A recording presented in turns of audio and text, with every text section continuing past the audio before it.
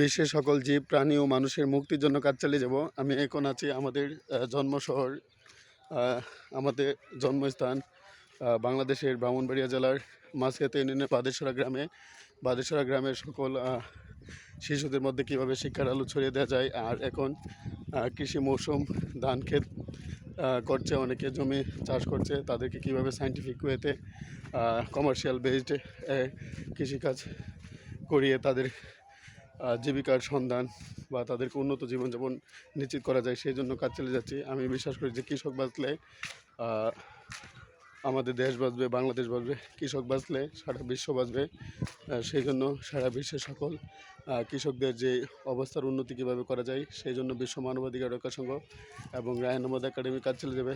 বিশ্বের সকল জীব প্রাণী ও মানুষের মৌলিক মানবাধিকার কীভাবে এনশিওর করা যায়, সেই জন্য বিশ্ব মানবাধিকার রক্ষা সংঘ ও রায়ন আহমদ একাডেমি কাজ চালিয়ে যাবে ইনশাল্লাহ। হজরত মোহাম্মদ সাল্লাল্লাহু আলাইহি ওয়াসাল্লাম, হজরত আদম আলাইহিস সালাম, হজরত ঈসা আলাইহিস সালাম, হজরত মুসা আলাইহিস সালাম, হজরত ইব্রাহিম আলাইহিস সালাম, হজরত নূহ আলাইহিস সালাম, হজরত হুদ আলাইহিস সালাম, হজরত লূত আলাইহিস সালাম, হজরত সালেহ আলাইহিস সালাম, হজরত ইসমাইল আলাইহিস সালাম, হজরত ইসহাক আলাইহিস সালাম, হজরত আইয়ুব, শুআয়ব, জাকারিয়া, ইয়াহইয়া, হারুন, উযাইর, দাউদ, সুলাইমান, ইয়াশা, জুলকিফল, দানিয়াল, ঈসা ইবনে নুন আলাইহিস সালামের পদাঙ্ক অনুসরণ করে সারা বিশ্বের সকল জীব প্রাণী ও মানুষের মুক্তির জন্য কাজ চালিয়ে যাবে ইনশাল্লাহ।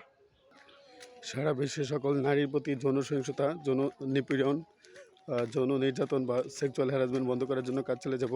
সারা বিশ্বের সকল মানুষের প্রতি বর্ণবাদ বা রেসিজম কীভাবে মোকাবেলা করা যায়, সেই জন্য কাজ চালিয়ে যাব। সারা বিশ্বের সকল দেশে জলবায়ু পরিবর্তন বা ক্লাইমেট জাস্টিস, ক্লাইমেট চেঞ্জ এবং পরিবেশ সুরক্ষা নিশ্চিত করার জন্য কাজ চালিয়ে যাব।